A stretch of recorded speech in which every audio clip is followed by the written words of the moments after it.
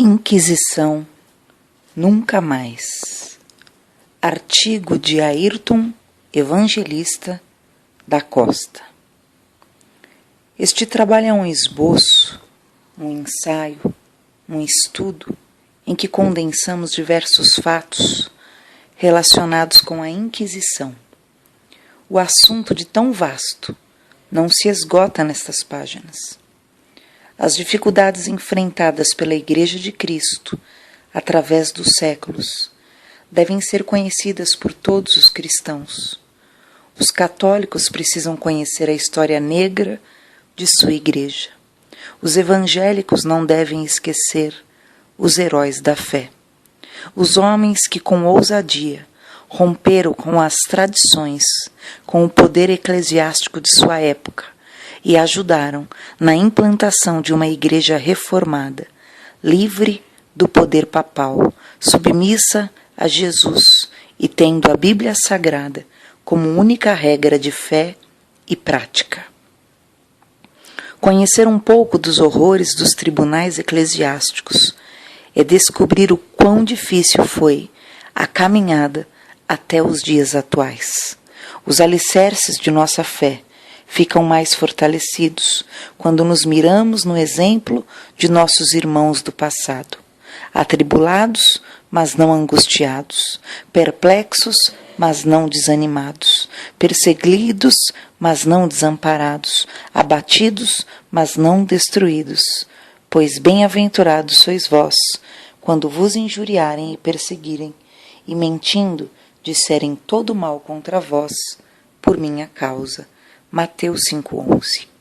A lista dos mártires e perseguidos parece não ter fim. A Igreja Católica estava disposta a vigiar e manter sobre seu domínio todo o universo do pensamento humano. Qualquer um que ousasse defender suas ideias científicas, religiosas ou em qualquer área, em desacordo com a interpretação do Vaticano, era considerado um herético. E por isso, por esse crime, julgado e condenado. Era quase impossível aos hereges se livrarem da tortura e da fogueira.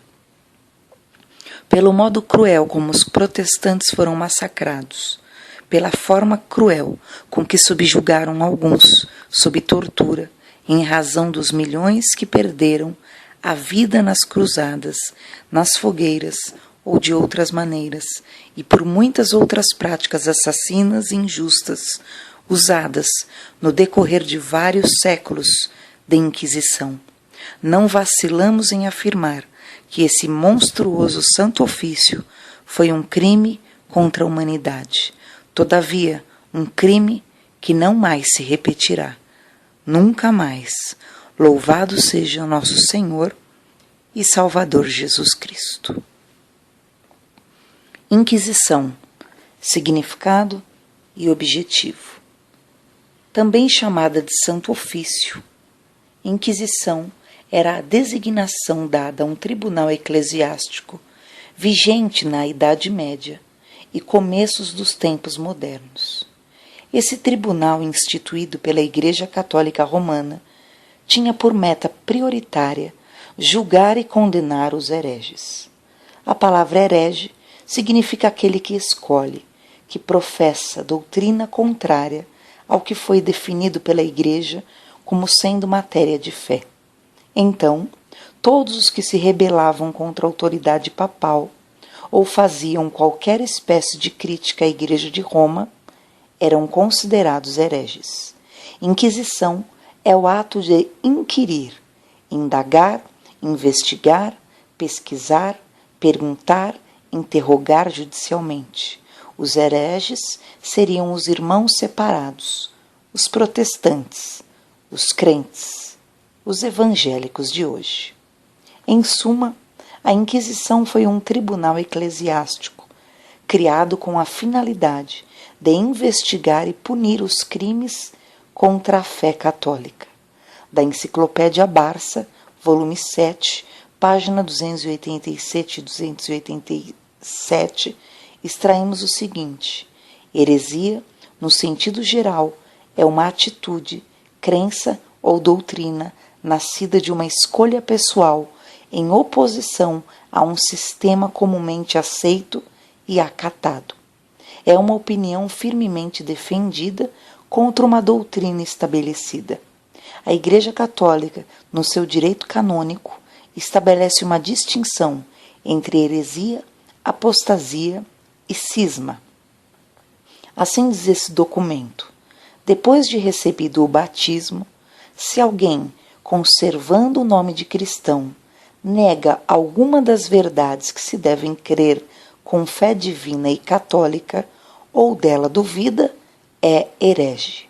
Se afasta-se totalmente da fé cristã, é apóstata. Se recusa submeter-se ao sumo pontífice, o Papa, ou tratar com os membros da Igreja aos quais está sujeito, é cismático. Direito Canônico, 1325, parágrafo 2.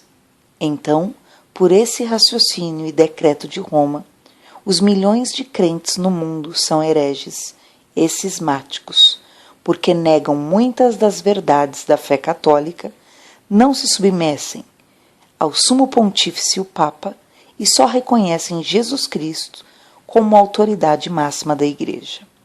De acordo com o que foi noticiado em janeiro de 98 pelos jornais, a Igreja Católica Romana resolveu abrir os arquivos do Santo Ofício, ou Inquisição, colocando-os à disposição dos pesquisadores.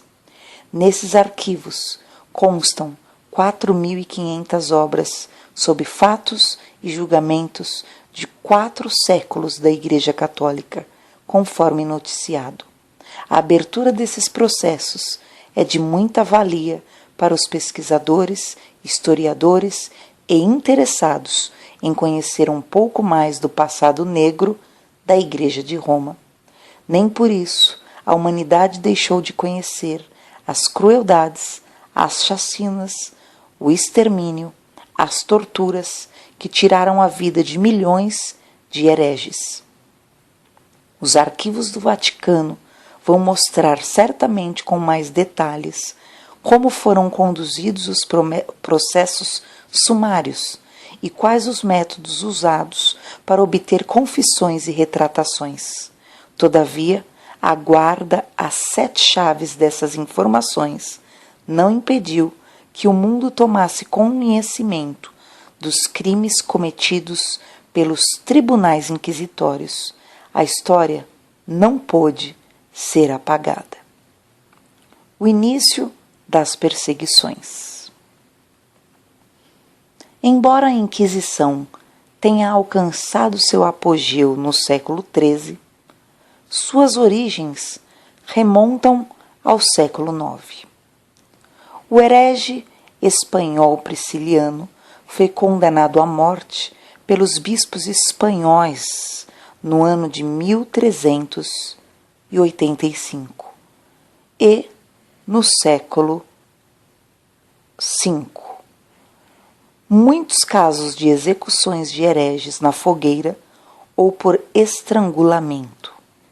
Em 1198, o Papa Inocêncio III liderou uma cruzada contra os albigenses, hereges do sul da França, com execuções em massa. Em 1229, no Concílio de Toulouse, foi oficialmente criada a Inquisição, ou Tribunal do Santo Ofício, sob a liderança do Papa Gregório IX. Em 1252, o Papa Inocêncio IV publicou o documento intitulado Ad Extirpanda, em que vociferou: os hereges devem ser esmagados como serpentes venenosas. Este documento foi fundamental na execução do diabólico plano de exterminar os hereges. As autoridades civis, sob a ameaça de excomunhão no caso de recusa, eram ordenadas a queimar os hereges. O Ad Extirpanda foi renovado ou reforçado por vários papas nos anos seguintes. Alexandre IV, de 1254 a 1261, Clemente IV, 1265 a 1268, Nicolau IV, 1288 a 1292, Bonifácio VIII, 1294 a 1303 e os outros. Inocêncio IV autorizou o uso da tortura. Os métodos de tortura usados na Inquisição. No livro Sentenças da Inquisição, Liber Sententiarum Inquisitionis, o padre dominicano Bernardus Guidonis, 1261 a 1331, um dos mais completos teóricos da Inquisição, descreveu vários métodos para obter confissões dos acusados, inclusive o enfraquecimento das forças físicas do prisioneiro.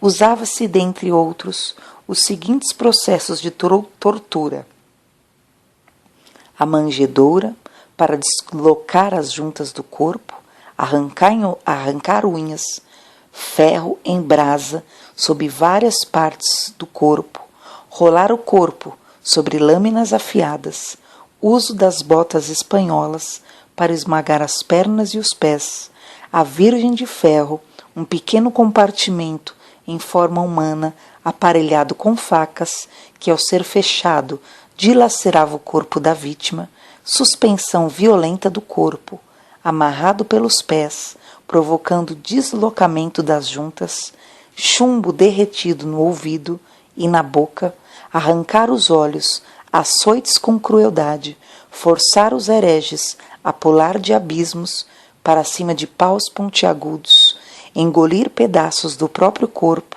excrementos e urina. A roda do despedaçamento funcionou na Inglaterra, Holanda e Alemanha e destinava-se a triturar os corpos dos hereges. O balcão de estiramento era usado para desmembrar o corpo das vítimas. O esmaga-cabeça era a máquina usada para esmagar lentamente a cabeça do condenado e outras formas de tortura. Com a promessa de irem diretamente para o céu, sem passagem pelo purgatório, muitos homens eram exortados pelos inquisidores para guerrearem contra os hereges. No ano de 1209, em Béziers, França, 60.000 foram martirizados. 2 anos depois, em Laval, França, o governador foi enforcado, sua mulher apedrejada e 400 pessoas queimadas vivas. A carnificina se espalhou por outras cidades e milhares foram mortos. Conta-se que num só dia 100.000 hereges foram vitimados. Depois de acusados, os hereges tinham pouca chance de sobrevivência.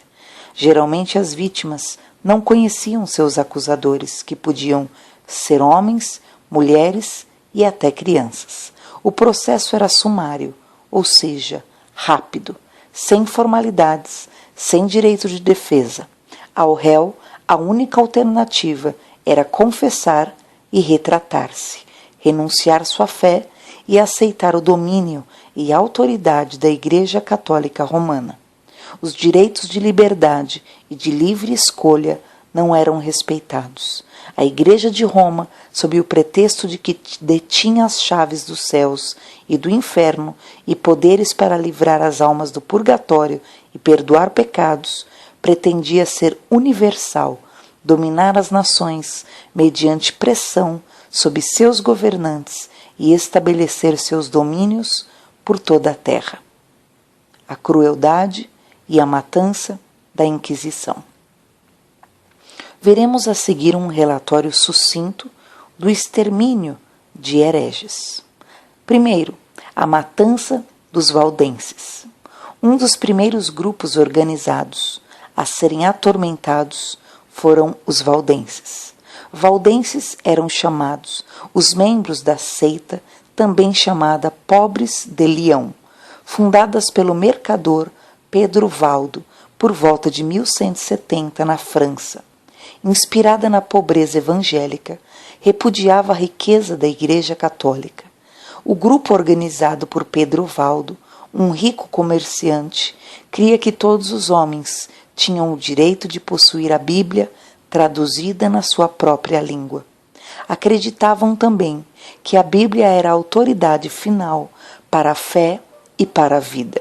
Os valdenses se vestiam com simplicidade, contrapondo-se à luxúria dos sacerdotes católicos. Ministravam a ceia do Senhor e o batismo e ordenavam leigos para a pregação e ministração dos sacramentos. O grupo tinha seu próprio clero, com bispos, sacerdotes e diáconos.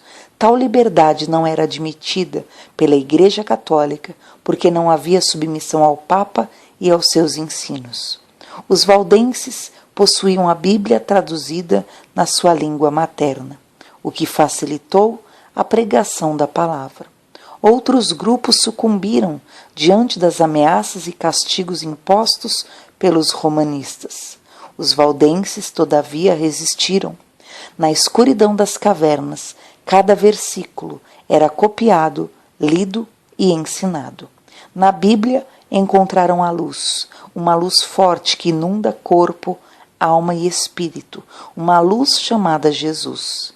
Os valdenses foram certamente os primeiros a se organizarem como igreja, formaram seu próprio clero e enviaram missionários para outras regiões na França e Itália, tudo com muito sacrifício e sob implacável perseguição. Essa liberdade de ação motivou os líderes romanos a adotarem medidas duras contra a seita. Uma bula papal classificou os valdenses como hereges e, como tal, condenados à morte. A única acusação contra eles era a de que tinham uma aparência de piedade e santidade que seduzia as ovelhas do verdadeiro aprisco. Uma cruzada foi organizada contra este povo santo. Como incentivo, a Igreja Católica prometia perdão de todos os pecados aos que matassem um herege. Anulava todos os contratos feitos em favor deles, dos valdenses, proibia a toda pessoa dar-lhe qualquer auxílio e era permitido se apossar de suas propriedades por meio de violência. Não se sabe quantos valdenses morreram nas cruzadas. Sabemos, portanto, que esses obstinados cristãos fincaram os alicerces da reforma que viria séculos depois.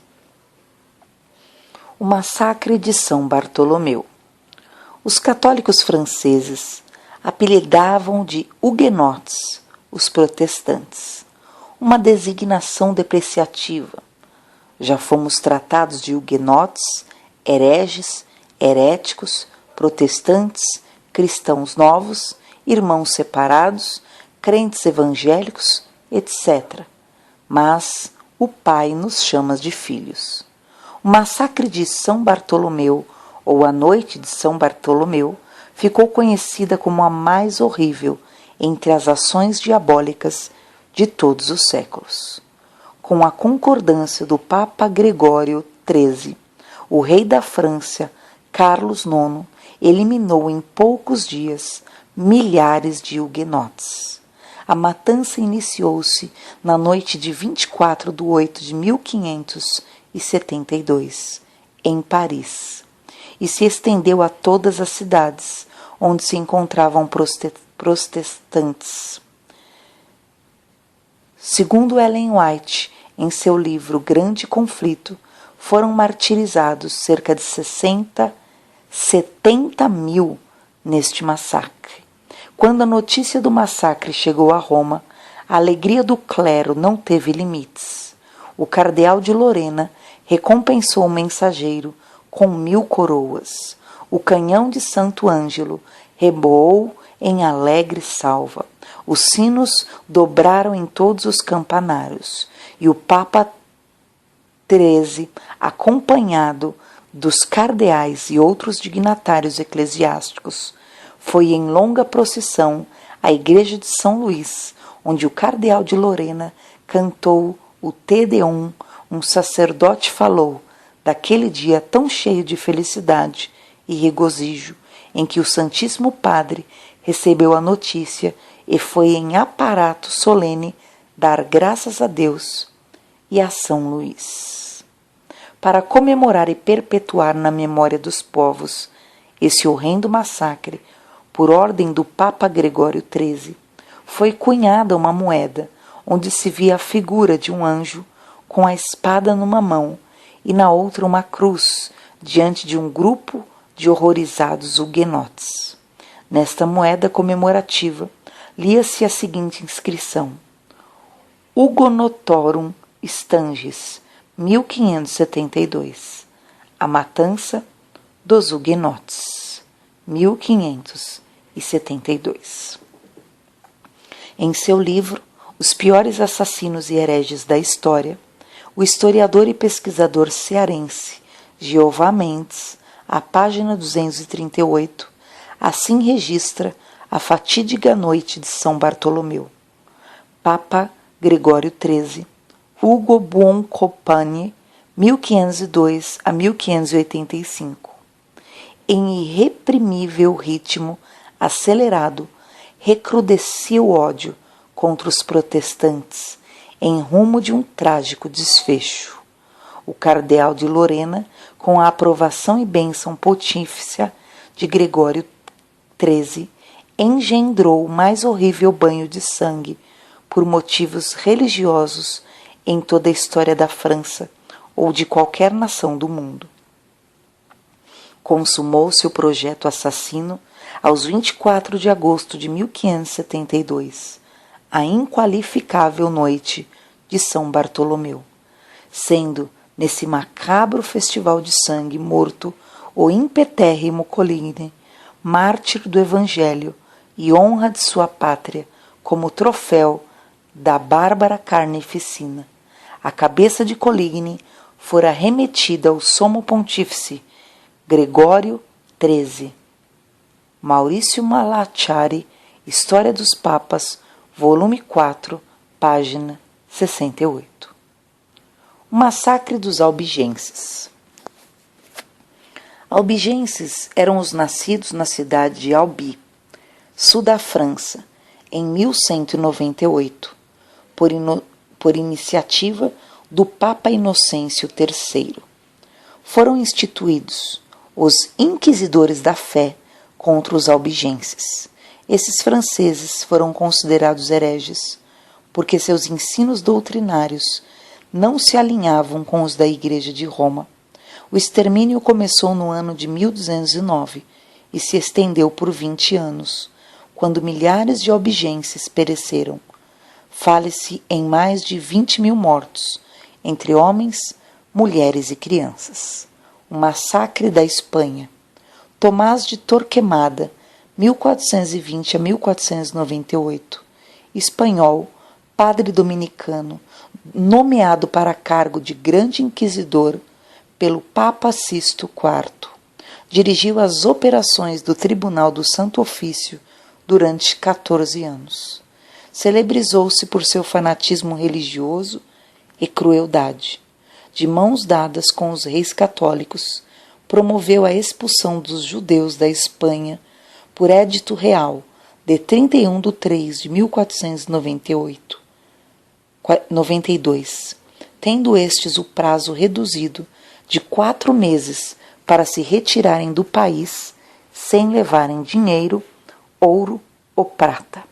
É acusado de haver condenado à fogueira 10.220 pessoas e cerca de 100.000 foram encarceradas, banidas ou perderam bens e fazendas, tudo em nome da fé católica e da honra. O massacre dos anabatistas.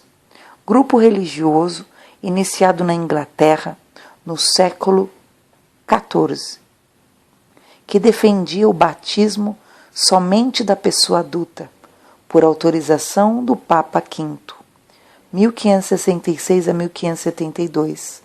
100.000 foram exterminados. O massacre em Portugal. Diante dos insistentes pedidos de D. João III, o Papa Paulo III introduziu por bula de 1536 o Tribunal do Santo Ofício em Portugal. As perseguições foram de tal ordem que o comércio e a indústria na Espanha e em Portugal ficaram praticamente paralisados. As execuções públicas eram conhecidas como autos de fé. No começo, funcionaram tribunais da Inquisição nas diversas dioceses de Portugal, mas no século XVI ficaram apenas os de Lisboa, Coimbra e Évora.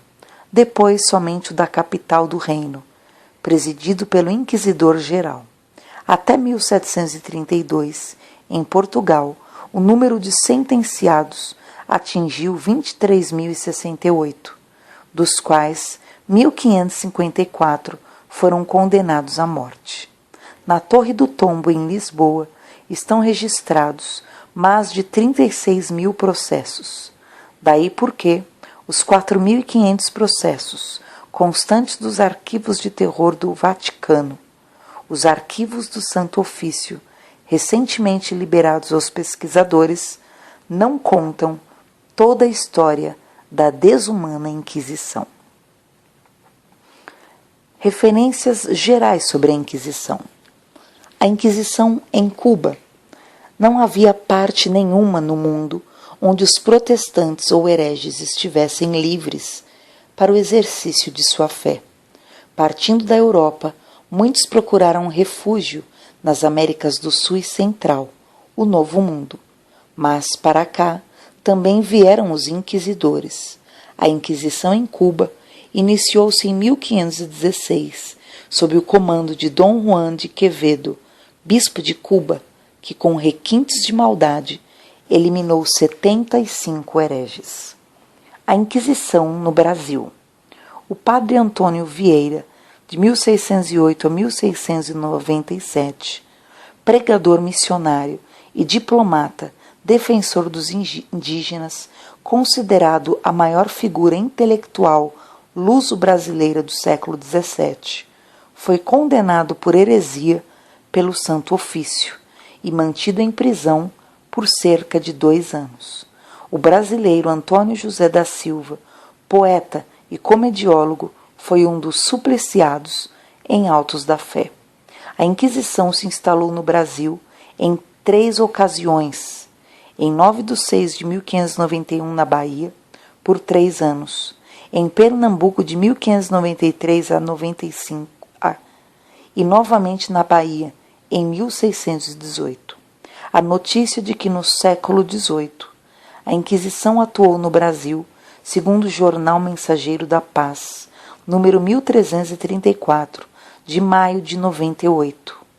139 pessoas foram queimadas vivas no Brasil entre os anos de 1721 e 1777. Todos os que confessavam não crer nos dogmas católicos eram sentenciados. De acordo com os dados históricos, quase todos os cristãos novos presos no Brasil pela Inquisição durante o século XVIII eram brasileiros natos e pertenciam a todas as camadas sociais. Praticamente, a metade dos prisioneiros brasileiros cristãos novos no século XVIII eram mulheres.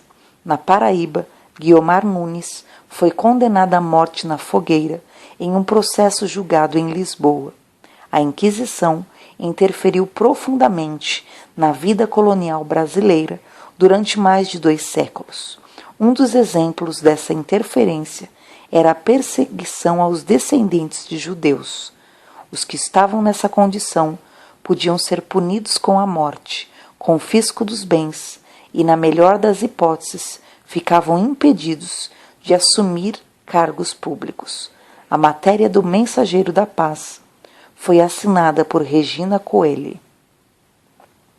Do livro Babilônia, A Religião dos Mistérios, de Ralph Holdrow,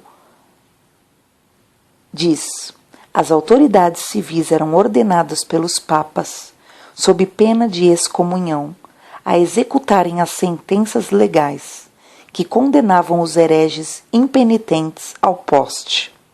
Deve-se notar que a excomunhão em si mesma não era uma coisa simples, pois se a pessoa excomungada não se livrasse da excomunhão dentro de um ano, passava a ser considerada herética e incorria em todas as penalidades que afetam a heresia. Página 110. A intolerância religiosa que incitou a Inquisição causou guerras que envolveram cidades inteiras. Em 1209, a cidade de Béziers foi tomada por homens que tinham recebido a promessa do Papa de que, entrando na cruzada contra os hereges, eles, os assassinos, ao morrerem, passariam direto para o céu, desviando-se do purgatório.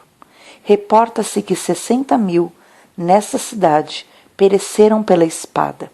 Em Laval, em 1211, o governador foi enforcado e a esposa lançada num poço e esmagada com pedras.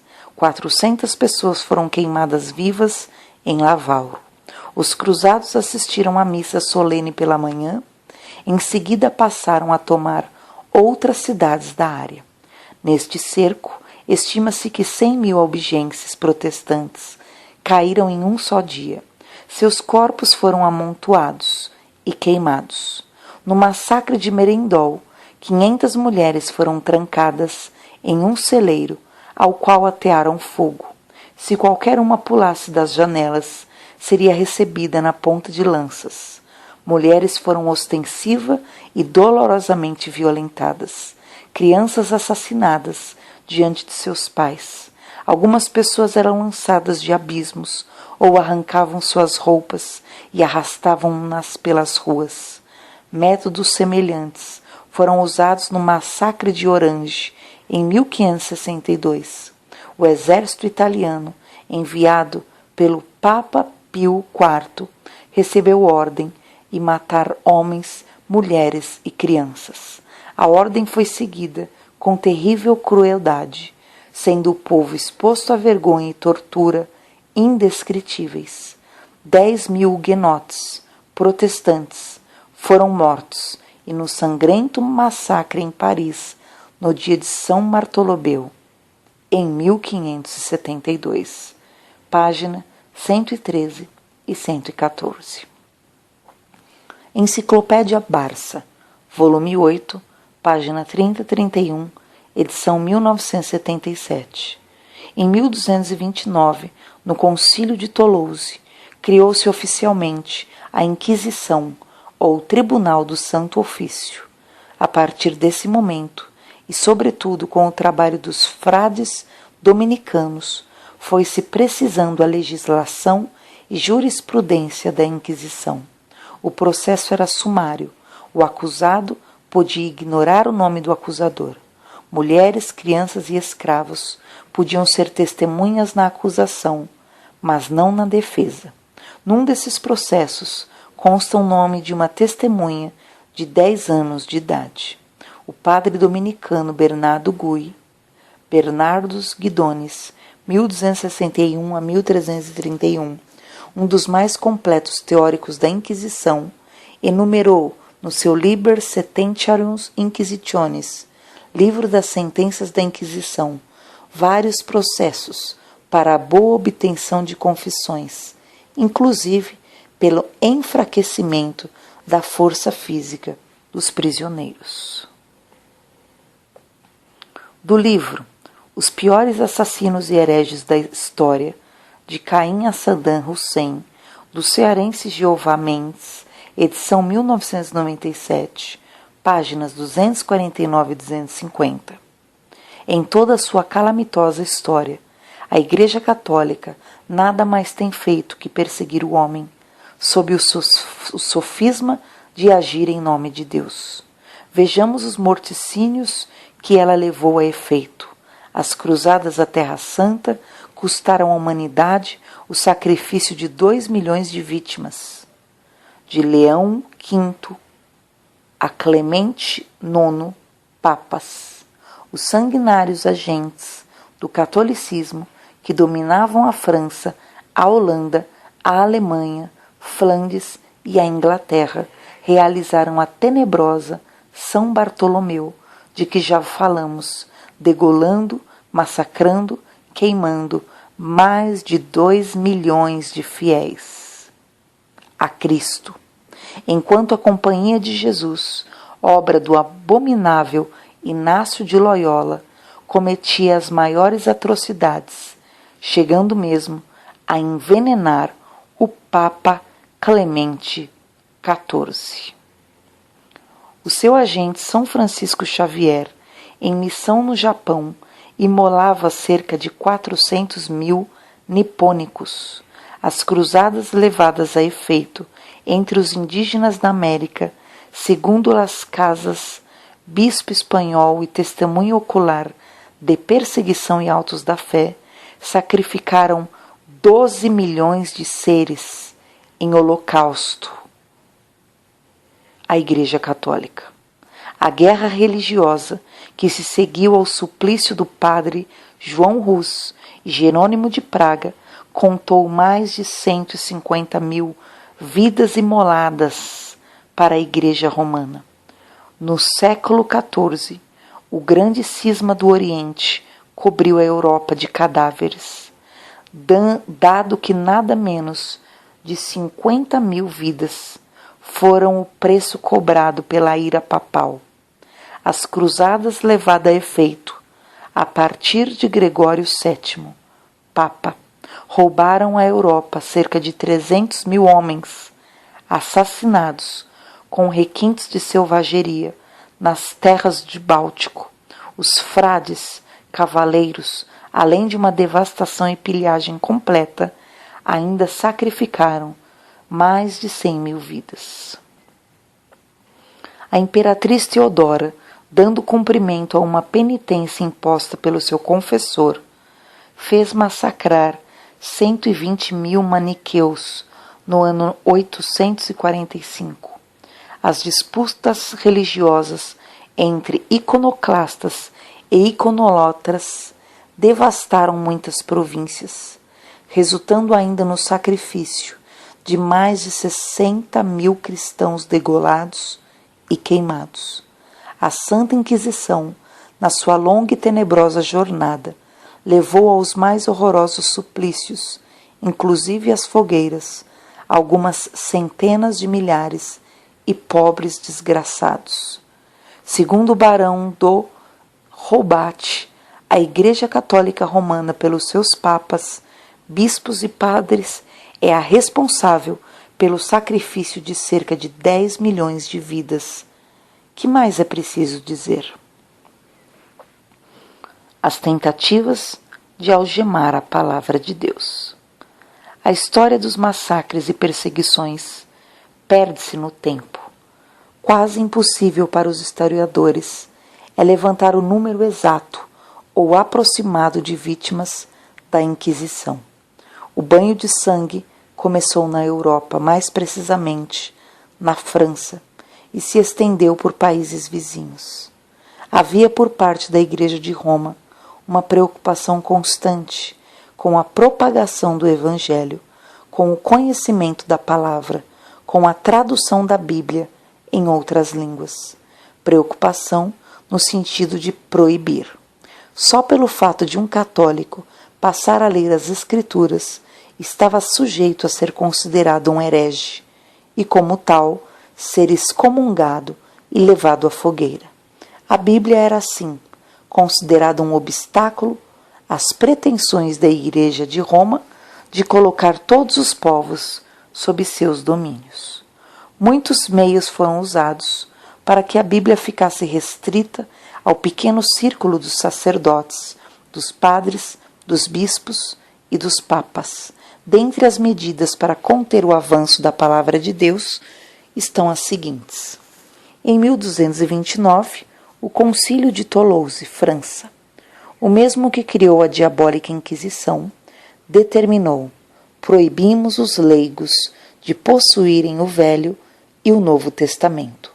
Proibimos ainda mais severamente que estes livros sejam possuídos no vernáculo popular.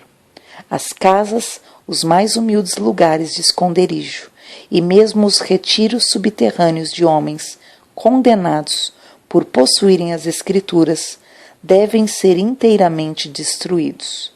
Tais homens devem ser perseguidos e caçados nas florestas e cavernas, e qualquer que os abrigar será severamente punido.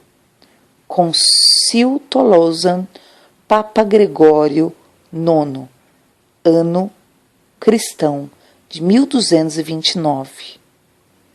Canons 14, 2. Foi este mesmo concílio que decretou a cruzada contra os albigenses. Em Acts of Inquisition, Philippe van Limburg, Story of the Inquisition, capítulo 8.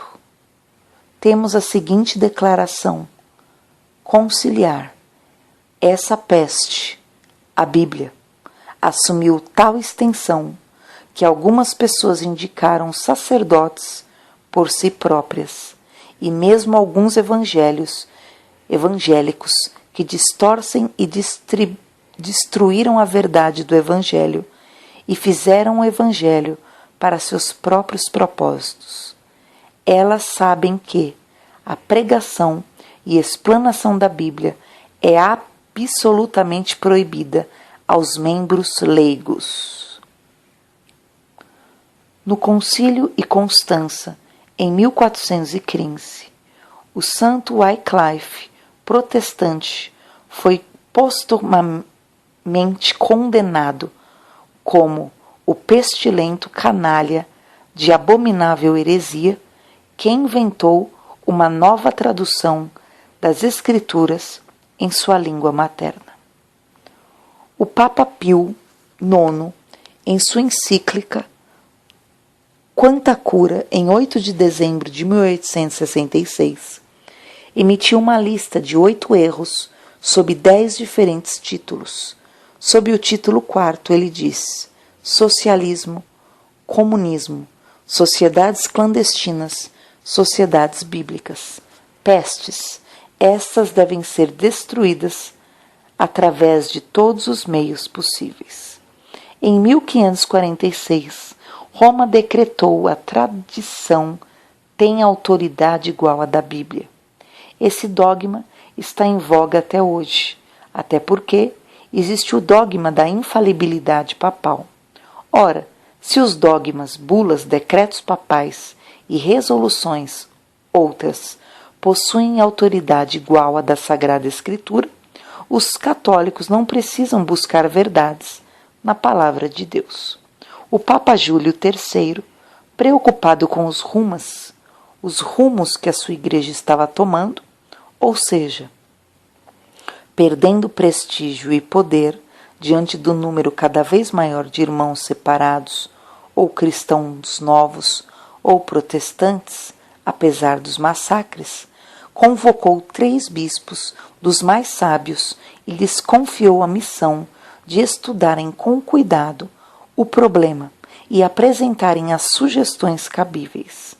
Ao final dos estudos, aqueles bispos apresentaram ao Papa um documento intitulado Direções concernentes aos métodos adequados a fortificar a Igreja de Roma. Tal documento está arquivado na Biblioteca Imperial de Paris, Fólio B, número 1088, volume 2, páginas 641 a 650. O trecho final desse ofício é o seguinte: finalmente, de todos os conselhos que bem nos pareceu dar a vossa santidade, deixamos para o fim o mais necessário. Nisto, vossa santidade deve pôr toda a atenção e cuidado de permitir o menos que seja possível a leitura do Evangelho, especialmente na língua vulgar, em todos os países sob vossa jurisdição. O pouco dele que se costuma ler na missa deve ser o suficiente. Mais do que isso, não deve ser permitido a ninguém. Enquanto os homens estiverem satisfeitos com esse pouco, os interesses de vossa santidade prosperarão. Mas quando eles desejarem mais, tais interesses declinarão. Em suma, aquele livro, a Bíblia, mais do que qualquer outro, tem levantado contra nós esses torvelinhos e tempestades, dos quais meramente escapamos de ser totalmente destruídos. De fato, se alguém o examinar cuidadosamente, logo descobrirá o desacordo e verá que a nossa doutrina é muitas vezes diferente da doutrina bíblica e em outras até contrária a ela. O que, se o povo souber, não deixará de clamar contra nós, e seremos objetos de escárnio e ódio geral. Portanto, é necessário tirar este livro das vistas do povo, mas com grande cuidado, tirar a Bíblia para não provocar tumultos.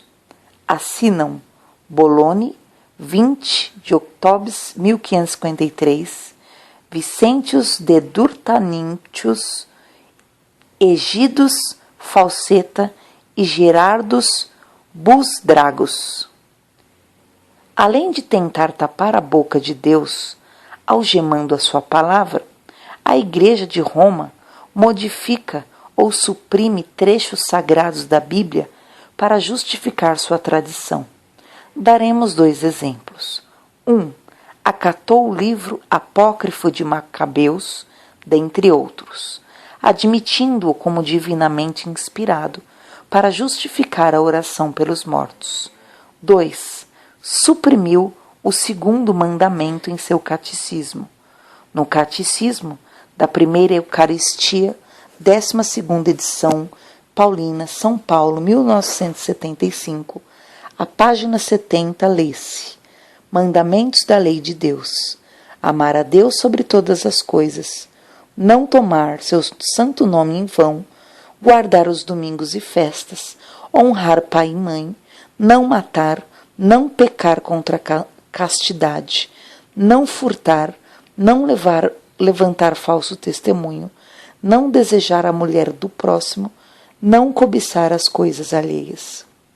Os mandamentos de Deus estão no livro de Êxodo, no capítulo 20, versos 4 e 5. Assim está escrito: Não farás para ti imagem de escultura, nem semelhança alguma do que é em cima dos céus, nem embaixo na terra, nem nas águas debaixo da terra, não te encurvarás a elas, nem as servirás. Então, como se vê, a Igreja Romana suprimiu do seu catecismo o 2º mandamento. Isto é grave para quem é temente a Deus, muito grave, porque suprimiu para que não houvesse o confronto de suas práticas idólatras com a palavra de Deus. Todos esses malefícios, expedientes usados para eliminar, alterar ou suprimir as Sagradas Escrituras, não conseguiram êxito. A Bíblia é o livro mais vendido e mais lido em todo o mundo, e está traduzido para quase 2.000 línguas e dialetos. Só no Brasil são vendidos por ano mais de 4 milhões de Bíblia, afora uns 150 milhões de livros com pequenos trechos, Bíblias incompletas. Os reflexos desses expedientes, ou seja, as tentativas de algemar a palavra de Deus, ainda hoje são sem sentidos. No Brasil, são poucos os católicos que se dedicam à leitura da Bíblia, embora os carismáticos estejam mais desenvolvidos no particular. Regra geral, se contentam com um pouco que lhes são oferecidos na missa, e enquanto se contentam com esse povo, como sugeriram aqueles bispos ao Papa, item 5, continuam errando. Errais, não conhecendo as Escrituras, nem o poder de Deus. Mateus 22, 29. O sangue dos mártires.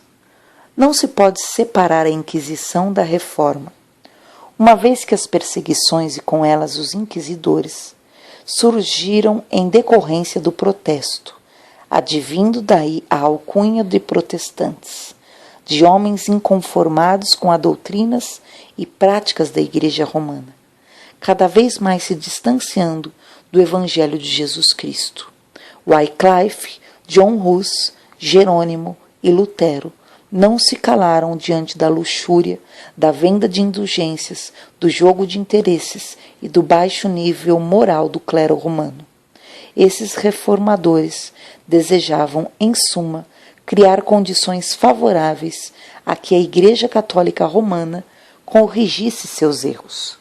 Apresentavam a Bíblia como única regra de fé e prática, Jesus como único sumo sacerdote. Defendiam a liberdade de a Bíblia ser traduzida na língua de cada povo, de ser lida e interpretada por qualquer cristão. Combatiam a submissão dos governantes aos papas e a expoliação do povo através de cobrança de impostos para os cofres de Roma. Pelo pagamento de dinheiro à Igreja, o povo poderia livrar-se do pecado e igualmente libertar as almas de amigos falecidos que estivessem confinadas às chamas atormentadoras. Por esses meios, Roma encheu os cofres e sustentou a magnificência, luxo e vícios dos pretensos representantes daquele que não tinha onde reclinar a cabeça. Em vez de considerar os protestos e analisá-los à luz da palavra de Deus e proceder às mudanças internas cabíveis, Roma preferiu partir para o ataque. Criou a Inquisição para exterminar os protestantes, proibiu a leitura da Bíblia e sua tradução em outras línguas. Classificou de heresia qualquer ensino ou crença contrários à fé católica. Sentenciou, torturou, degolou, exterminou, excomungou, massacrou um número incalculável de servos de Deus. Então, vos hão de entregar para seres atormentados e matar-vos-ão, e sereis odiados de todas as gentes, por causa do meu nome, disse Jesus em Mateus 24:9. Muitos pagaram com a vida pelo desejo de reformar. Alcançaram a vitória porque resolveram enfrentar a poderosa Igreja de Roma, os inquisidores, a fogueira, a excomunhão e toda espécie de vexames. Enfrentaram acusações e ameaças, mas não dobraram seus joelhos diante dos papas. Vejamos alguns exemplos. John Wycliffe, de 1320 a 1384. Wycliffe, teólogo inglês, precursor da Reforma, pregava uma igreja sem a direção papal. Era adversário das indulgências e combatia o excesso de bens materiais dos clérigos. Foi doutor de teologia, advogado eclesiástico a serviço da coroa e tornou-se reitor de Lutherworth em 1374. Sua maior obra, contudo, foi a tradução das Escrituras para o inglês. A partir daí, a palavra de Deus se fez conhecida na Inglaterra.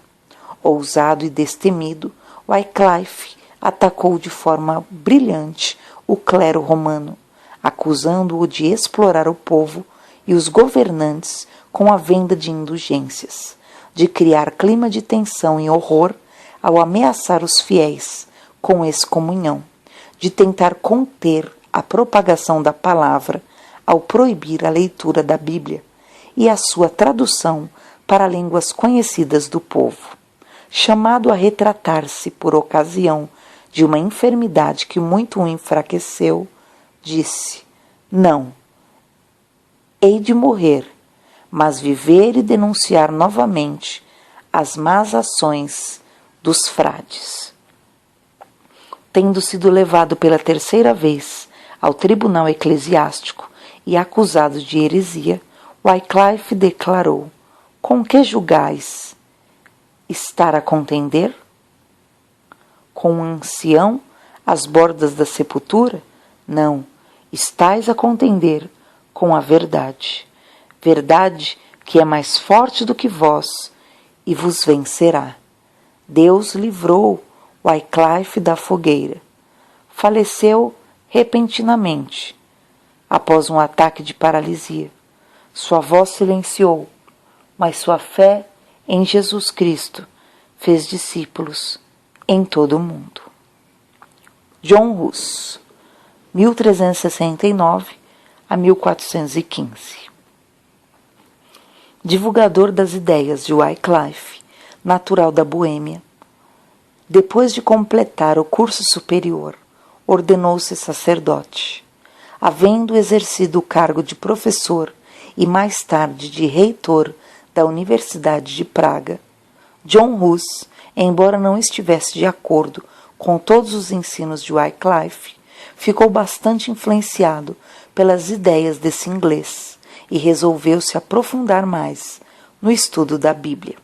O segundo passo foi denunciar o verdadeiro caráter do papado, o orgulho, a ambição e a corrupção da hierarquia. Defendia a Bíblia como sendo a única regra de fé e prática do cristão e ensinava que a palavra de Deus podia ser pregada por qualquer pessoa. Esse tipo de liberdade de pensamento não era admitida pelo todo-poderosa Igreja de Roma. A reação veio rápida. O santo John Hus foi convocado a comparecer perante o Papa, em Roma. Apoiado pelos governantes e por uma parcela da população, ele não atendeu ao chamado. Diante de tão grande afronta ao sumo pontífice, John Hus foi excomungado e a cidade de Praga interditada. Com a interdição, o povo ficaria privado das bênçãos divinas. Bênçãos que somente o Papa, como representante de Deus, tinha autoridade para ministrar. Era isso, pelo menos, que ensinava a Igreja de Roma. E era assim que muitos pensavam. O período da Inquisição. Uns 600 anos foi um período negro na história da Igreja de Roma. Muitos povos, muitos grupos, muitas nações se enchem de orgulho e júbilo quando falam do seu passado. A Igreja Católica Romana não tem do que se alegrar. A lista dos antipapas compreende 39 sumos pontífices, no período de 207 a 1449, abrangendo, portanto, um interregno de 1200 anos, conforme a enciclopédia Barça. O clímax da imoralidade papal deveu-se no período de 1378 a 1417, durante o qual houve diversos papas ao mesmo tempo. A França e seus aliados obedeciam ao Papa de Avignon, enquanto a Alemanha, a Itália e a Inglaterra ao de Roma. No caso de John Hus, acusado de heresia, não se sabia a quem recorrer, porque a igreja estava dividida. Daí porque o pedido do imperador Sigismundo, o Papa João XXIII, um dos 3 papas rivais, convocou um concílio geral na cidade de Constância, ao qual compareceram como réus o excomungado John Hus e o Papa João XXIII. Este, acusado por vários crimes cometidos durante seu ministério no período de 1410 a 1415, fornicação, adultério, incesto, sodomia, roubo, simonia, assassinado. Foi provado por uma legião de testemunhas que o Papa havia seduzido e violado 300 freiras e que havia montado um harém em Boulogne, onde não menos de 200 meninas tinham sido vítimas de sua lubricidade. Condenaram-no por 54 crimes. Deus colocou num mesmo tribunal um herege e um papa. O único crime de John Hus fora o de não se submeter à vontade de Roma. Por isso, foi condenado à fogueira. Antes da fogueira, John Hus foi preso e lançado numa masmorra. Da prisão escreveu a um amigo: escreva esta carta na prisão e com as mãos algemadas, esperando a sentença de morte para amanhã, quando, com o auxílio de Jesus Cristo, de novo nos encontrarmos na deliciosa paz da vida futura, sabereis quão misericordioso Deus se mostrou para comigo. Quão eficazmente me sustentou em meio de tentações e provas. Em outra carta disse que a glória de Deus e a salvação das almas ocupem a tua mente, e não a posse de benefícios e bens. Acautela-te de adornar tua casa mais do que a tua alma, e, acima de tudo, dá teu cuidado ao edifício espiritual. Sê piedoso e humilde para com os pobres, e não consumas haveres em festas. Antes de ser levado ao local da execução, deu-se a cerimônia da degradação. As vestes sacerdotais de John Hus foram arrancadas, e sobre sua cabeça colocaram uma carapuça de papel com a inscrição Arque Herege. Com muito prazer, disse Hus, levarei sobre a cabeça esta coroa de vergonha por teu amor a Jesus, que por mim levaste uma coroa de espinhos. Invoco a Deus para testemunhar que tudo que escrevi e preguei foi dito com o fim de livrar almas do pecado e perdição. E, portanto, muito alegremente confirmarei com meu sangue a verdade que escrevi e preguei. As chamas começaram a tomar conta do seu corpo. John Hus orou várias vezes até a perder a voz. Jesus, filho de Davi, tem misericórdia de mim. O martírio de John Hus se deu em 6 de julho de 1415, no mesmo dia de sua condenação. Naquele mesmo dia, John Hus se encontrou com Jesus no paraíso. Jerônimo de Praga, 1360 a 1416. São Jerônimo, embora consciente do risco que corria, apresentou-se ao concílio de Constança, sudoeste da Alemanha, ano de 1414, para defender os ensinos do seu amigo John Hus e dar testemunho de sua fé. Logo após haver confirmado suas ideias heréticas, conforme a Igreja Católica, foi encarcerado numa masmorra, alimentado a pão e água. Doente, debilitado e abandonado por amigos, cedeu à pressão dos inquisidores e declarou que retornaria à fé católica. Ainda assim, retornou à prisão e lá permaneceu por 340 dias. Durante esse dia, refletiu sobre a fraqueza e sobre a fé, e se sentiu envergonhado de haver cedido. Verificou que não valia a pena negar as verdades bíblicas para salvar a pele. Novamente, perante o concílio, Jerônimo falou: estou pronto para morrer.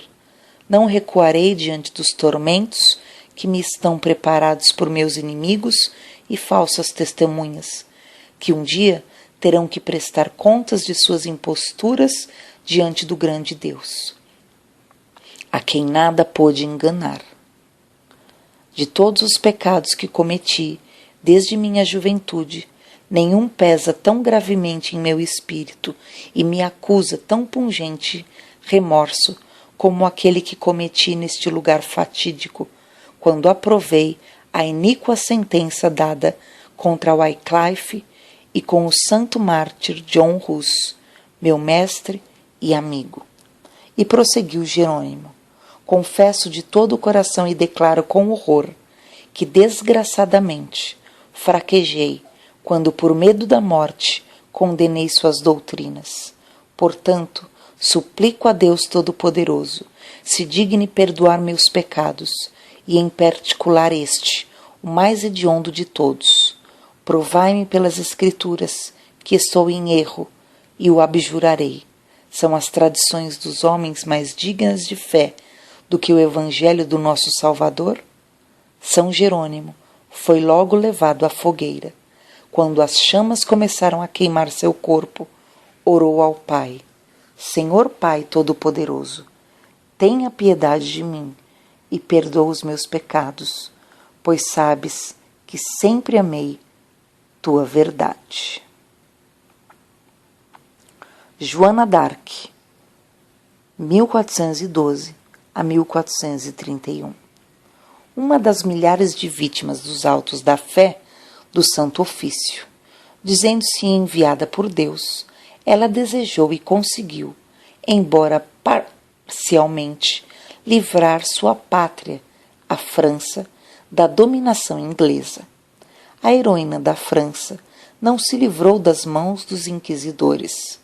Por causa de suas ousadas atitudes, foi acusada de feitiçaria, sortileza, bruxaria, pseudo-profeta, invocadora de espíritos malignos, idólatra maldita e amaldiçoada, escandalosa, sediciosa, perturbadora da paz do país, incitadora de guerras, cruelmente sequiosa de sangue humano, mentirosa, perniciosa, abusadora do povo, mágica, supersticiosa, cruel, dissoluta, invocadora de diabos, apóstata, cismática e herege. Joana d'Arc, vítima de uma traição, é feita prisioneira e entregue ao tribunal da Inquisição para julgamento espiritual. O inquérito é comandado pelo bispo Messire, Pierre Cauchon, bispo de Beauvais, a quem coube intermediar o resgate da donzela por 10.000 escudos franceses, a fim de ser entregue ao vigário-geral da Inquisição da Fé no Reino da França. A alegação era de que, por ela, Deus tinha sido ofendido sem medida, a fé excessivamente afrontada e a Igreja desonrada. O Tribunal da Inquisição funcionava assim: se o réu reconhecesse a culpa, a esperança de ser reconduzido ao rebanho de Deus e será condenado à prisão perpétua. Se não se retrata, será torturado uma vez. Como a tortura não podia ser renovada, era apenas interrompida no caso de desmaio. A nova sessão da tortura seria uma continuação e não uma nova tortura. Lembremos que o emprego da tortura foi permitido pelo Papa Inocêncio III. Condenada a ser queimada viva, como relapsa, herética e feiticeira, Joana d'Arc foi supliciada publicamente na Praça do Mercado Velho, em Rouen, França, em 30 de maio de 1431, por ato do Papa Bento V, em 1920. A maldita donzela foi canonizada. Aos olhos da Igreja Católica, ela agora é uma santa. Aos olhos de Deus, ela sempre foi uma santa. Martinho Lutero, 1436 e 83 a 1546. Considerado o fundador da doutrina protestante, Martinho Lutero, de naturalidade alemã, doutorou-se em teologia pela Universidade de Wittenberg e, por esse tempo, leu pela primeira vez a Bíblia. Tendo sido tomado de um imenso desejo de ter uma comunhão mais estreita com Deus, resolveu ser monge e entrou na ordem dos agostinianos no ano de 1505. Lutero levava uma vida de simplicidade, de jejum e orações. A leitura da Bíblia lhe havia despertado a consciência. Foi tocado pela luz do Evangelho e estava decidido em caminhar no caminho chamado Jesus. Em 1510, esteve 7 meses em Roma, a fim de tratar assuntos relacionados com a ordem, e voltou de lá impressionado com o que vira: luxo, pompa, casas suntuosas para monges, que não raro se banqueteavam fartamente.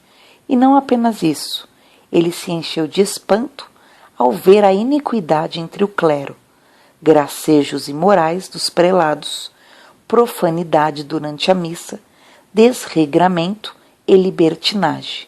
Ninguém pôde imaginar, escreveu ele, que pecados e ações infames se cometem em Roma. Se há inferno, Roma está construída sobre ele. Ainda em Roma, quando fazia penitência, subindo de joelhos a escada de Pilatos, ouviu uma voz dizendo: o justo viverá pela fé. Romanos 1,17. Entendeu então que os homens não podem alcançar a salvação por suas obras. As penitências exigidas pelo clero romano não tinham valor algum. Seu afastamento de Roma se tornou cada vez maior. Lutero se indignou com a venda de indulgências, pecados cometidos ou os que porventura fossem praticados no futuro. Eram perdoados pela Igreja, bastando que o pecador pagasse certa quantia. Lutero pregava que somente o arrependimento e a fé em Jesus Cristo poderiam salvar o pecador. O destemido sacerdote resolveu tomar uma atitude extrema. Afixou na porta da igreja de Wittenberg 95 teses contra as indulgências. Com base na Bíblia, mostrava que o Papa não tem qualquer homem poder para perdoar pecados. Mostrava que a graça de Deus é livremente concedida a todos que o buscam com arrependimento e fé. Rapidamente, os ensinos de Lutero se espalharam pela Europa e as verdades bíblicas começaram a se instalar nos corações. Assim será a palavra que sair da minha boca. Ela não voltará para mim vazia, mas fará o que me apraz e prosperará naquilo para que a enviei. Isaías 55:11. Aquele que deseja proclamar a verdade de Cristo ao mundo deve esperar a morte a cada momento. Com esse pensamento, Lutero se dirigiu a Augsburgo, cidade alemã, onde se defrontaria com os representantes do Papa Leão X. Convidado a retratar-se, Lutero não se dobrou diante de ameaças e confirmou todas as verdades que dissera em seus escritos. Não poderia renunciar à verdade. O prelado inquisidor, cheio de ódio, disse-lhe: retrate-se ou mandá-lo-ei a Roma. Roma seria o fim do caminho, o caminho da morte, a morte na fogueira, tal qual acontecera com seus amigos. John Hus. Na madrugada do dia seguinte, estando a cidade às escuras, Lutero conseguiu se evadir de Augsburgo, contando para isso com a ajuda de amigos. Escapou milagrosamente das mãos do representante papal que intentara prendê-lo. Embora diante de tantas dificuldades, já classificado de herege, excomungado e condenado, Lutero não diminuiu suas severas críticas ao papado e às doutrinas romanas. Disse: estou lendo os decretos do pontífice e não sei de o Papa é o próprio Anticristo ou seu apóstolo. Enquanto isso, os papas intensificavam o negócio das indulgências. O Papa Alexandre VI, predecessor de Júlio II, foi quem instituiu a venda de indulgências, pois precisava de dinheiro para adornar com diamantes e pérolas a filha Lucrécia Borgia. Esse Papa não só foi amante de sua própria filha, a célebre Lucrécia Borgia, como foi amante também da irmã de um cardeal, que se tornou o Papa seguinte, Pio III, em 1503.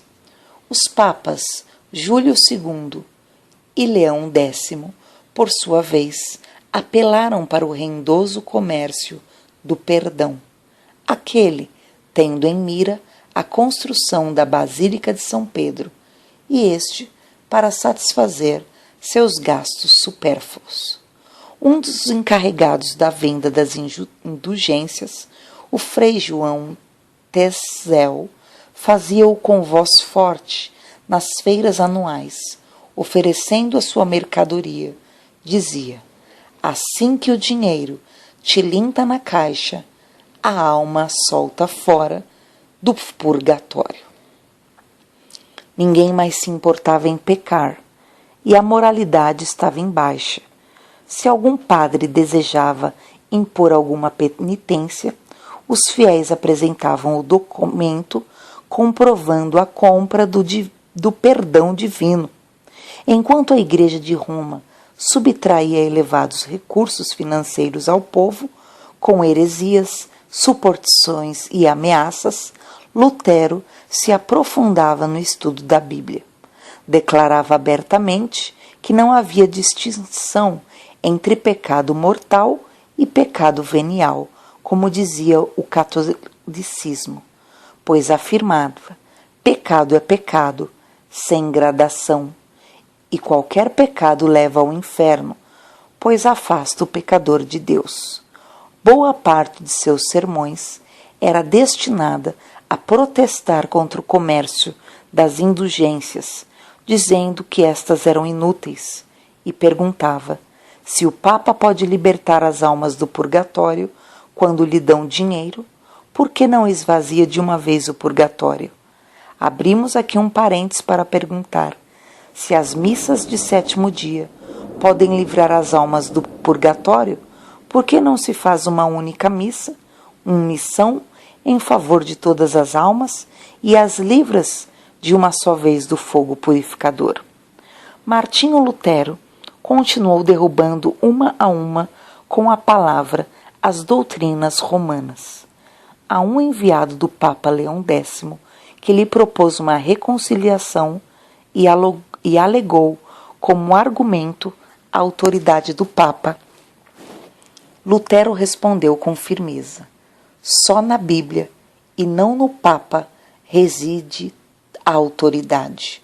E continuou: o próprio Cristo é o chefe da Igreja e não o Papa. Não lhe é permitido estabelecer um artigo de fé sem base bíblica. O Papa é soberano, legítimo, não com direito divino, mas humano. No dia 15 de junho de 1520, com a bula Exurge, o Papa Leão X condenou 41 proposições de Lutero, ameaçando-o de excomunhão se não se retratasse dentro de 60 dias. Essa bula condenava, em suma, a liberdade de consciência. O historiador-chefe assim definiu o documento. Podemos inferir daquele documento em que estado de servidão intelectual estaria o mundo atualmente, se o poder de Roma houvesse conseguido esmagar a reforma.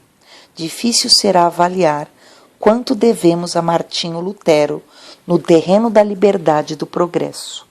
Num gesto memorável de audácia, destemor e ousadia, Lutero queimou a bula papal em praça pública a 10 de dezembro de 1520. Por mais de uma vez, Lutero compareceu diante dos emissários de Roma. Aconselhado a não se apresentar em razão do risco que corria, Lutero respondeu: ainda que acendessem por todo o caminho de Worms a Wittenberg uma fogueira, em nome do Senhor, eu caminharia pelo meio dela, compareceria perante eles e confessaria o Senhor Jesus Cristo. Na presença do imperador Carlos V, da Alemanha, de príncipes e delegados de Roma que esperavam uma retratação do excomungado herege, Lutero falou: visto que vossa sereníssima majestade e vossas nobres altezas exigem de mim resposta clara, simples e precisa, dar-vo-la-ei, e é esta: não posso submeter minha fé, quer ao Papa, quer aos concílios, porque é claro como o dia que eles têm frequentemente errado e se contradito um ao outro, a menos que eu seja convencido pelo testemunho das Escrituras, não posso retratar-me e não me retratarei, pois é perigoso a um cristão falar contra a consciência. Aqui permaneço, não posso fazer outra coisa. Queira Deus ajudar-me. Amém. As tentativas de reconciliação do sacerdote Martinho Lutério com o papado, ou seja, os planos de fazê-lo voltá-lo ao aprisco de Roma, fracassaram todos. Consinto em que o imperador, os príncipes e mesmo o mais obscuro cristão examinem e julguem os meus livros, mas sob uma condição, que tomem a palavra de Deus como norma. Os homens nada têm a fazer, senão obedecer-lhe, no tocante à palavra de Deus e à fé. Todo cristão é juiz, tão bom como pode ser o próprio Papa, embora apoiado por 1 milhão de concílios. O concílio em Worms não se deteve em examinar pelas Escrituras as verdades contidas nos pronunciamentos e escritos de Lutério. Deus não quer, dizia ele, que o homem se submeta ao homem, pois tal submissão em assuntos espirituais é verdadeiro culto, e este deve ser prestado unicamente ao Criador. Alertado de que estava proibido de subir ao púlpito, recusou-se a obedecer. Nunca me comprometi a acorrentar a palavra de Deus, nem o farei. Tão logo expirasse o prazo de um salvo-conduto que o imperador concedera a Lutero, conforme resolução do concílio, deveria ser preso, todos os seus escritos destruídos. A ninguém era permitido dar-lhe comida ou bebida, e os seus discípulos sofreriam igual condenação. Isto, em outras palavras, significava fogueira. O plano de Deus era outro. Para livrá-lo da fogueira, um grupo de amigos sequestrou a Lutero e o transportou através da floresta para o castelo de Warteburgo, construído nas montanhas e de difícil acesso. Lutero, alguns anos depois, saiu daquele castelo e continuou fazendo discípulos e pregando o evangelho da salvação. A reforma estava implantada, a luz alcançava muitos países, iluminou a Europa, as Américas, a América do Sul, o Brasil, porque ninguém pode algemar a palavra de Deus. Galileu Galilei, 1564 a 1642. Físico italiano, fez numerosas descobertas nos campos da física e da astronomia. Com seu telescópio luneta, descobriu as montanhas da Lua, os satélites de Júpiter, as manchas solares, as fases de Vênus, os anéis de Saturno. Suas descobertas e ensinos foram considerados uma heresia pelos censores romanos. Acabrunhado, doente, preso em Roma, assinou sua retratação. Antes, os inquisidores lhe mostraram a sala de tortura e os respectivos instrumentos. Combalido e ajoelhado diante dos representantes do Papa Urbano VIII, leu e assinou sua retratação. Eu, Galileu Galilei, tendo sido trazido pessoalmente ao julgamento e ajoelhando-me diante de vós, eminentíssimos e reverendíssimos cardeais, inquisidores gerais da comunidade cristã universal contra a depravação herética, juro que sempre acreditei em cada artigo que a Sagrada Igreja Católica Apostólica de Roma sustenta, ensina e prega, mas porque este sagrado ofício ordenou-me que abandonasse completamente a falsa opinião, a qual sustenta que o Sol é o centro do mundo e imóvel e proíbe abraçar, defender ou ensinar de qualquer modo a dita falsa doutrina.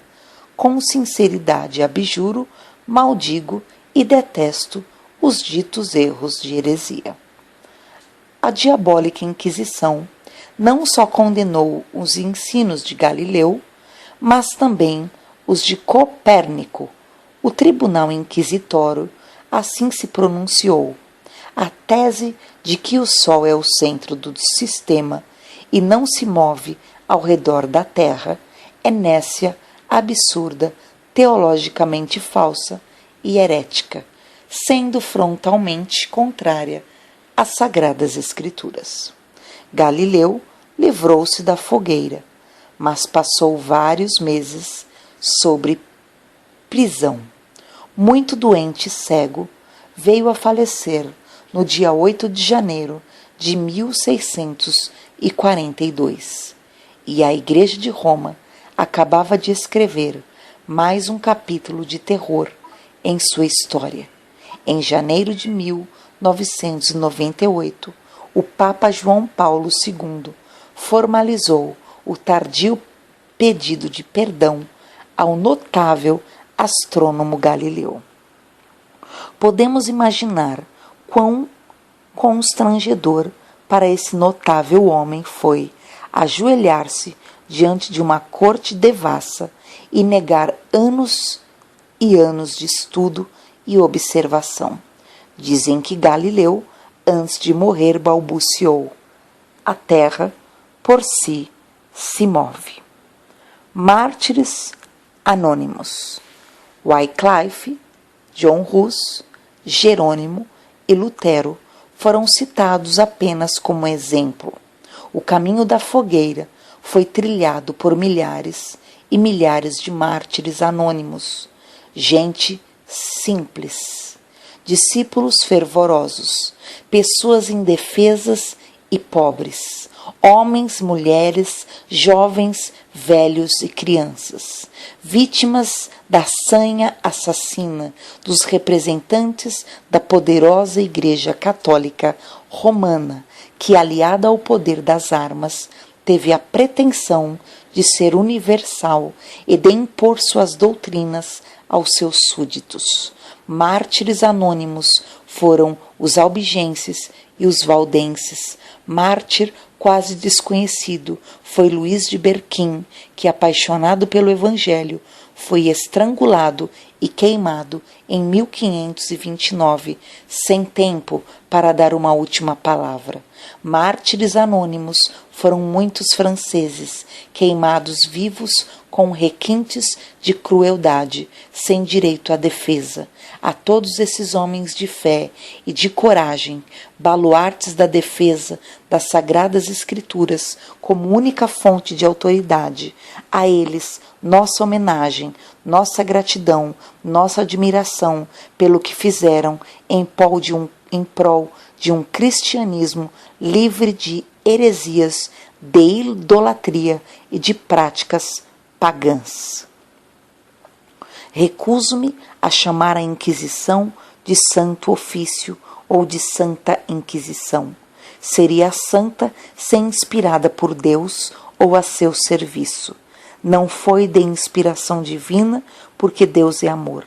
Deus não gera o ódio nos corações dos homens. Ele não é a fonte do mal.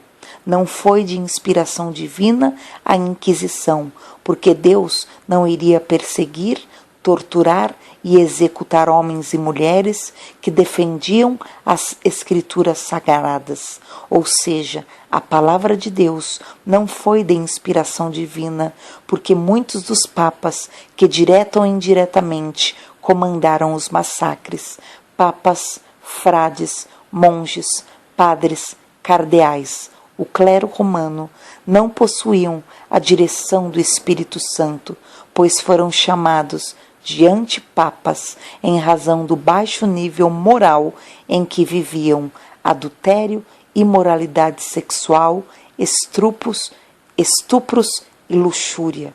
Quem comandou a Inquisição ou os tribunais eclesiásticos foi o próprio Satanás, o maior inimigo de Deus e do homem.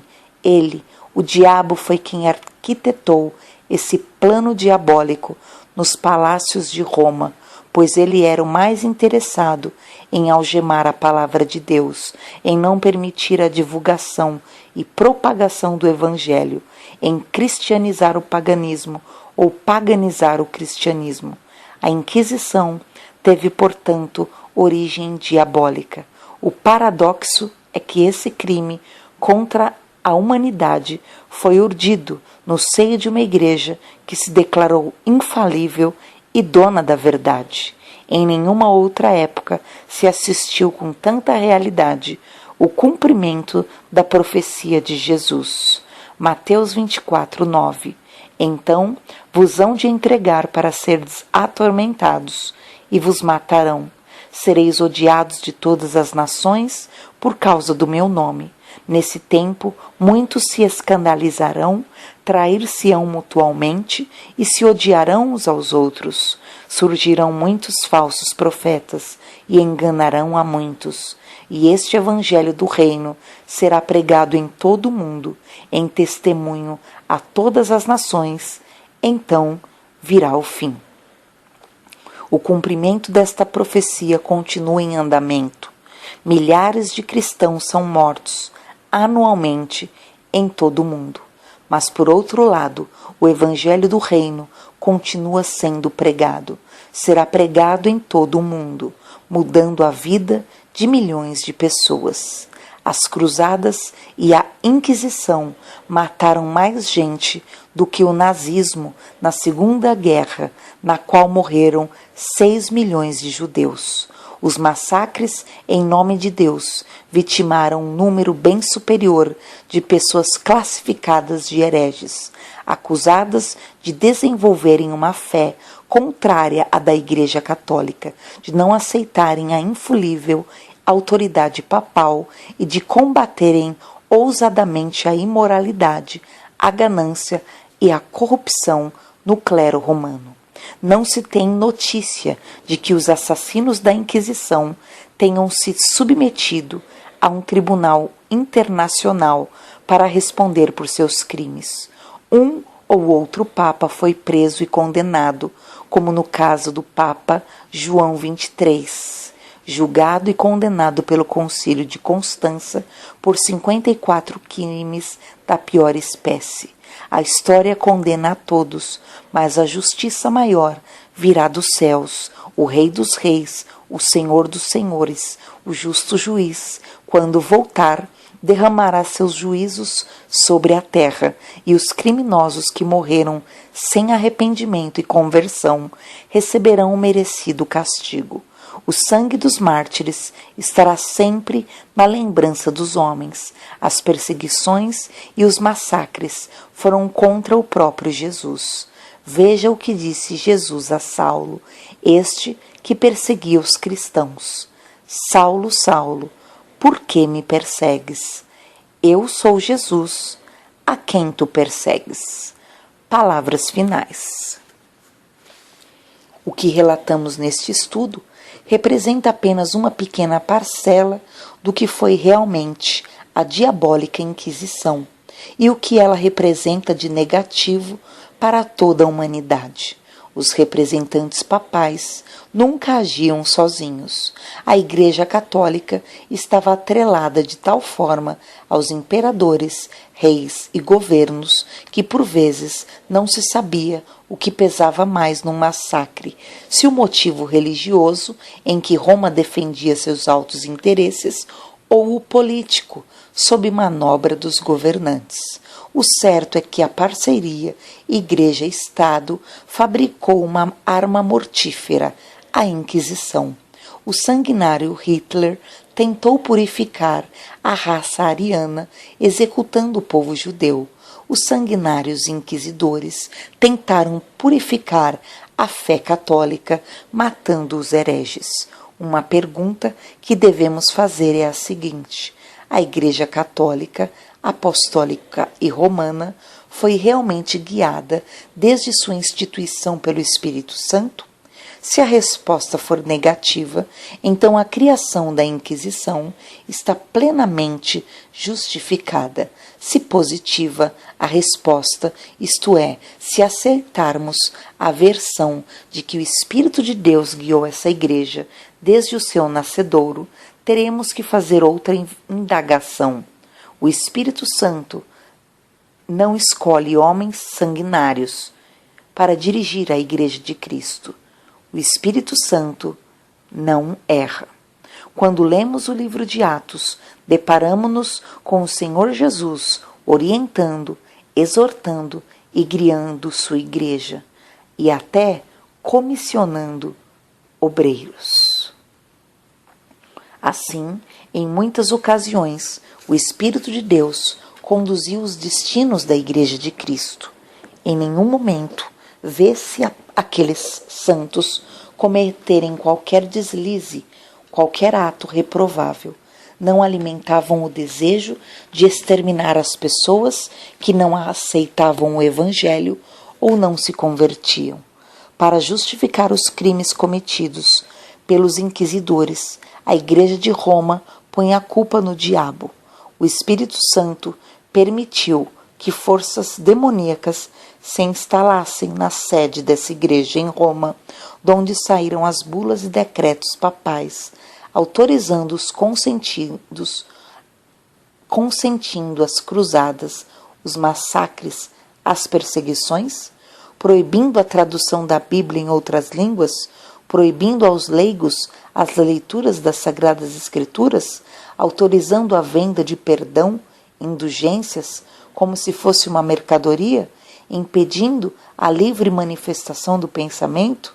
Não foi o Espírito de Deus que comandou essa carnificina chamada Inquisição.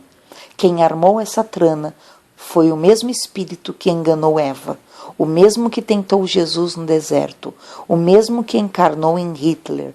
Foi ele mesmo, o diabo, que assumiu o comando em Roma e dirigiu o banho de sangue na Europa e em outras partes do mundo.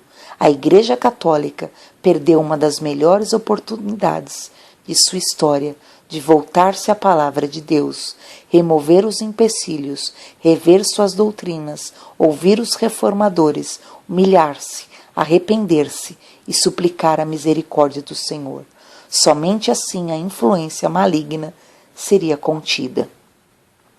Por mais que desejemos fazer reflexões com serenidade, não conseguimos conter nossa perplexidade diante de tantos desatinos promovidos por homens que se diziam vigários de Cristo e infalíveis.